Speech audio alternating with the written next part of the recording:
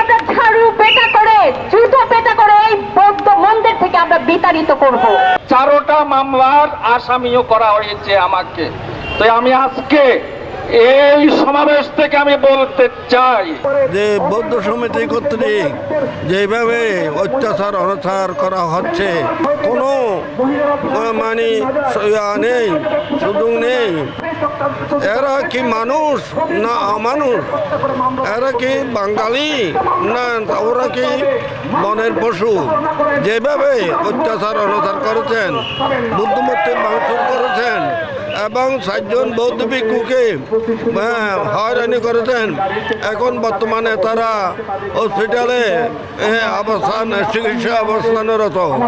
সুতরাং এত বড় অন্যায় কাজ করেছেন, এই অন্যায় কাজ যাতে ভবিষ্যতে না হয়, আজকের এই মিটিংয়ে আমি প্রস্তাব রাখছি তারা যেন বৌদ্ধ বিহারকে যেন আর আক্রমণ না করে এবং শান্তিভাবে ধর্ম প্রতিপালন করতে পারে। এই সুযোগ আমি আজকের সভাতে প্রস্তাব রাখছি এবং এই মানববন্ধন সার্থক হোক, শুভ হোক এবং দীনবন্ধুকে আমরা চাই দীনবন্ধুকে যাতে কোনো রকমের আক্রমণ না করে সেভাবে মানে রক্ষা করার জন্য সর্বস্তর জনসাধারণের কাছে আমি আহ্বান করছি। সুতরাং আর যাতে এই জাতীয় নেক্ষাজনক ঘটনা না ঘটে তার জন্য তারা সাবধান হোক এবং আজকের যারা মিডিয়া, যারা প্রশাসনিক, যারা নেতৃবৃন্দ এখানে উপস্থিত হয়ে আজকের এই সভাকে গুরুত্বপূর্ণ দান করেছেন, আমি সবাইকে ধন্যবাদ এবং কৃতজ্ঞতা জানাচ্ছি। বিহার একটি সাংঘিক বিহার। এটি আজকে 150 বছরের অধিককাল সময় ধরে সাংঘিক সম্পত্তি ছিল। ভাড়াটিয়া বৌদ্ধ সমিতি ওনাদেরকে মূলত সাংগঠনিক কার্যক্রম করার জন্য আজ থেকে প্রায় 40 বছর আগে তাদেরকে সেখানে অবস্থান করার জন্য অনুমতি দিয়েছিল, তাও কাগজপত্র অনুসারে। কিন্তু তারা সে ভাড়াটিয়ারা এটাকে দখল করে ভিক্ষু সংঘদেরকে সেখান থেকে বিতাড়িত করেছে। অনেক ভিক্ষু লাঞ্ছিত হয়েছে, যার কারণে গত 2 মাস আগে মার্চের 8-9 তারিখ ধর্মীয় অনুষ্ঠান যখন করতে গিয়েছে তখন তারা বাধা প্রদান করে এবং ভিক্ষু সংঘদের ধর্ম পূজারকে ঢুকতে দেয়নি।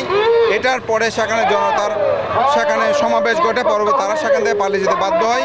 গতকালকে তারা আবার সন্ত্রাসী নিয়ে যখন বান্তেরা আপনারা জানেন 12টার আগে খাবার গ্রহণ করতে হয়, যখন তারা 11টার দিকে খাবার খাচ্ছে, সবাই রুমে ধ্যানে ওখানে খাবার খাচ্ছে, ঠিক সেই সময় তারা আক্রমণ করে এবং আক্রমণ করে সেখানে বৌদ্ধ মুক্তি ছিল, সে বৌদ্ধ মুক্তি সরিয়ে সেখানে তারা তাদের অফিস করার জন্য চেয়ারপত্র নিয়ে সেখানে বসে দেয় এবং বিভিন্ন রুমের মধ্যে তারা তালা লাগিয়ে দেয়। তো দীর্ঘদিন সেখানে দান বাক্স থেকে শুরু করে বিভিন্ন অর্থের কোনোরূপ তারা হিসেবপত্র দেয় নাই। ভিক্ষু সংঘদেরকে নির্যাতিত করে, সেখান থেকেও ভিক্ষু সংঘদেরকে বিতাড়িত করে কর্মচারীর মতো রাখতে চায়, যার কারণে এটা প্রতিবাদ করে। কিন্তু গতকালকে আবার জনগণ যখন সম্পৃক্ত হয়, পুলিশ প্রশাসনের সহযোগিতায় তারা সেখান থেকে বিতাড়িত হয়। বারবার ভিক্ষু সংঘদেরকে হামলা, আমাদের 5 জন ভিক্ষু অলরেডি তাদেরকে আঘাতপ্রাপ্ত করা হয়েছে। তারা চট্টগ্রাম মেডিকেলে ভর্তি হয়েছে উন্নত চিকিৎসার জন্য। আমরা চট্টগ্রাম মেডিকেল সেন্টারে তাদেরকে এখনও তারা চিকিৎসাধীন আছে। তার এই দাবিতে আমরা চাই প্রশাসন যাতে এটা সুস্থ বিচার করে, দোষী সন্ত্রাসীদেরকে গ্রেপ্তার করে।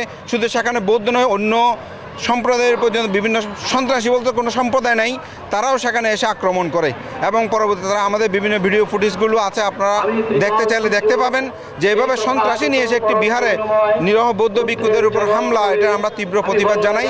এটা যাতে বিচার হয় আমরা তার কামনা করছি এবং বিভিন্নভাবে তারা সাইবার বিভিন্ন মামলা দিয়ে আমাদেরকে হেয় নষ্ট করছে। আমরা সেই মামলাগুলো প্রত্যাহারের দাবিতে এবং ডক্টর জিনুবুদ্দিন ভান থেকে তারা আঘাত করেছেন একজন 21 পদক প্রাপ্ত, আমরা তার তীব্র প্রতিবাদ জানাতে আজকে এখানে সমবেত হয়েছি। আমরা আজকের এই মানববন্ধন আয়োজন করেছি একটাই কারণ, সেটা হচ্ছে বৌদ্ধবিহার হচ্ছে একটা পবিত্র স্থান। ওনারা ওখানে জুতা নিয়ে, মদের বোতল নিয়ে, নারী নিয়ে যেভাবে প্রতিনিয়ত একটা ধর্মীয় স্থানকে অপবিত্র করে সেখানে প্রতিনিয়ত নোংরা রাজনীতি করে বৌদ্ধ ভিক্ষুদের আক্রান্ত করে একজন 21 পদকপ্রাপ্ত ভিক্ষুকে শিক্ষাবিদ চট্টগ্রাম বিশ্ববিদ্যালয়ের প্রফেসর জিনুবুদ্দিন ভান থেকে একজন সম্মানিত ব্যক্তিকে তারা যেভাবে আঘাত করেছে, আমরা সাধারণ বৌদ্ধ জনগণ হিসেবে এই আঘাতের প্রতিবাদ জানাচ্ছি।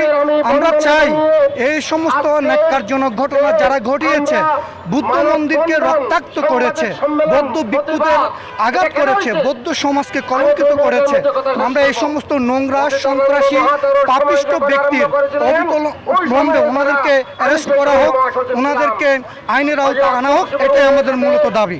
অবৈধ বৌদ্ধ সমিতি চট্টগ্রাম বৌদ্ধ বিহারে অনাকাঙ্ক্ষিতভাবে যে সন্ত্রাসী কায়দায় যেভাবে ভিক্ষু সংঘের উপর আঘাত এবং বুদ্ধমূর্তি ভাঙচুর করেছেন, তার জন্য আমরা এটা সুষ্ঠু তদন্তের মাধ্যমে বিচার চাই। আমি মাননীয় প্রধানমন্ত্রী, স্বরাষ্ট্রমন্ত্রী এবং চট্টগ্রাম পুলিশ কমিশনারের কাছে আমি জোর দাবি জানাচ্ছি, আজকে আমরা বৌদ্ধ ভিক্ষুরা নিরোহী এবং আমরা শান্তপ্রিয়, আমরা বৌদ্ধরা সবসময় অহিংস মন্ত্রী বাণী আমরা প্রকাশ করি। আমাদের আজকে এখানে যে শত বৎসরের একজন বৃদ্ধ বৌদ্ধ ভিক্ষু, বাংলাদেশ সংগ্রাম ভিক্ষু মহাসভার উপসংগরাজ পরম শ্রদ্ধেয় জনপ্রিয় মহাতেরো সহ এখানে উপস্থিত হয়েছেন শত শত ভিক্ষু সংঘ, হাজার হাজার আমাদের বৌদ্ধ নরনারী উপস্থিত হয়েছেন। একমাত্র তারা যে অবৈধ বুদ্ধ সমিতি যেভাবে গতকাল আমাদের নিরোহী ভিক্ষুদের উপর হামলা করেছেন, এটা আমরা তীব্র প্রতিবাদ জানাই এবং তাদেরকে আইনের আওতায় এনে তাড়াতাড়ি তাদেরকে গ্রেফতারের জন্য আমরা জোরপূর্বক দাবি জানাচ্ছি। আমি যদি বলি যে আপনারা 8টা কেন 80টা মামলা করেন, 800 মামলা করেন, ধর্মের জন্য আমরা সেই 800 মামলা প্রতিহত করার জন্য সকলে আমাদের সাথে বলুন আমরা রাজি আছি কিনা। এখান থেকে আমরা বলছি যে আপনারা শুধু মামলার পর মামলা করে যান, কোনো সমস্যা নাই, আমরা প্রতিটা মামলা প্রতিহত করব। আরেকটা বিষয় আমি আপনাদেরকে জানাতে চাই, একজন ভদ্রলোকের নাম, আমি তাকে ভদ্রলোক বলছি যেহেতু তিনি আমার নিজের স্বধর্মের লোক, আদর্শ যার নিজের নাই কোনো আদর্শ।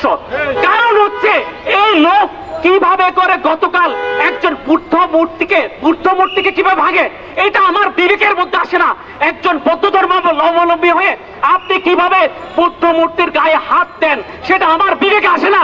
ও একজন অজিত বাবু, তিনি তার বুদ্ধ মূর্তি সরিয়ে আমার দেখা উনি প্রথমে উনার চেয়ার টেবিল নিয়ে বসে গেছেন উনার সেই অবৈধ রুমে, সেখান থেকে তাকে প্রতিহত করা হয়েছে। আপনারা জাস্ট 1 ঘন্টার মধ্যে প্রতিহত হয়েছেন। উনি সেই রুমে, বুদ্ধের রুমে আপনি কিভাবে জুতো দিয়ে আপনি প্রবেশ করেছেন, সেই জবাব চাই আমরা। একজন বুদ্ধ অবলম্বী মানুষ কিভাবে বুদ্ধের সামনে জুতো দিয়ে যায়, সেটা আমার বোধগম্য হয় না।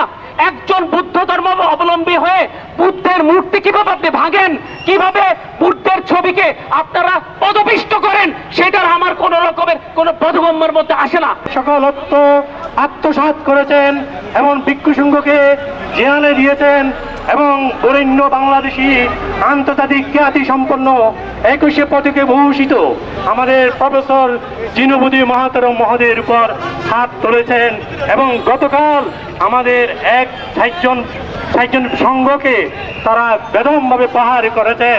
যেখানে সংঘ থাকবে না সেখানে বুদ্ধ থাকবে না, সেখানে বিহার থাকবে না, সেখানে ধর্ম থাকবে না। তাই আপনারা এসেছেন, আমার পক্ষ থেকে আমি প্রশাসনের ঊর্ধ্বতন কর্তৃপক্ষকে বারে বারে আবেদন জানাই, এই প্রতিবাদ সভা থেকে বিগত 2 বছর ধরে তারা কেন এখনো তারা গ্রেফতার করেনি। তাদের গ্রেফতার করার মাননীয় প্রধানমন্ত্রী, স্বরাষ্ট্রমন্ত্রী এবং পুলিশ কমিশনার, বিভাগীয় কমিশনার সকল ঊর্ধ্বতন প্রশাসনকে দ্রুত গতিতে তাদেরকে গ্রেফতার করে আইনের আওতায় নিয়ে আসা দরকার। 4টা মামলার আসামিও করা হয়েছে আমাকে। তো আমি আজকে এই সমাবেশ থেকে আমি বলতে চাই, যারা আমরা অন্যায়ের প্রতিবাদ করতে গিয়ে যারা আমাদেরকে মামলার আসামি করেছে, আমাদেরকে হয়রানি করেছে, এই সমাবেশ থেকে তীব্র প্রতিবাদ জানাতে হবে। আমরা অন্যের বিরুদ্ধে প্রতিবাদ করেছি, আমরা শুধু অন্যের বিরুদ্ধে প্রতিবাদ করেছি। গতকাল পর্যন্ত আমার কাছে ফোন এসেছে, আমি কিন্তু আপনাদের সাথে আলোচনা করার সুযোগ হয় নাই। হয়তো আজকে কালকে আমি আপনাদের সাথে আলোচনা করে আমি হাজিরা দেব।